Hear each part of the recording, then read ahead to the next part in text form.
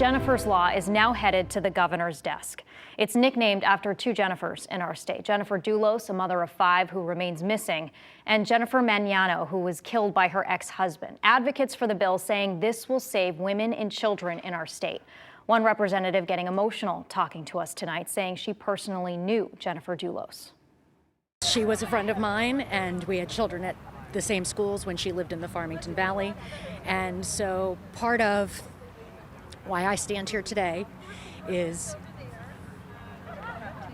on behalf of her and her children and her family. It was Representative Eleni Kavros de Graw. Well, tonight lawmakers are reacting to the passage of that bill. Fox 61's Alicia Machado live at the Capitol with more. Alicia. Yeah, this has been an emotional evening for advocates supporting Jennifer's Law. I just spoke with the founder of Connecticut Protective Moms just a little while ago. She tells me they're relieved, adding that this is a win for moms and kids who are suffering. This puts Connecticut firmly at the forefront of having the strongest laws to protect domestic violence victims and survivors in the country. A step forward tonight for Jennifer's Law. Senate Bill 1091 passed the House of Representatives in a 134-8 vote with support from both sides of the aisle. What we saw tonight was a bipartisan measure that I think will go a long way towards helping women and protecting women here in the state of Connecticut.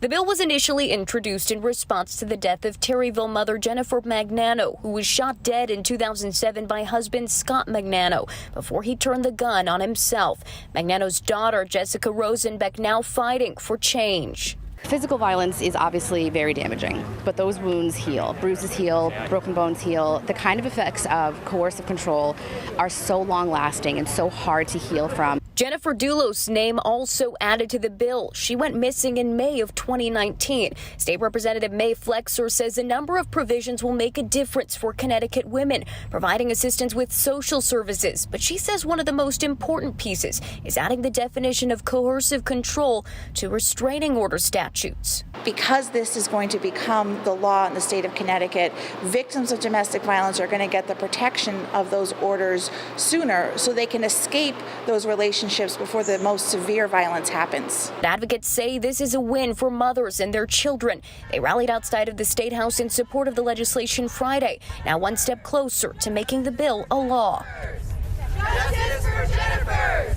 Justice for Jennifers! Now that the bill has passed in both the House and Senate, it heads to the governor's desk.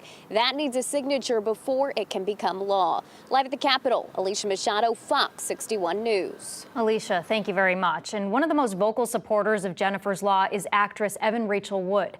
In the days leading up to the House vote, she posted this on Instagram, asking for people from all over the country to call Speaker Matt Ritter and urge for a floor vote. The bill gained national attention when the Westworld actress testified in front of a state Senate committee in support of Jennifer's Law.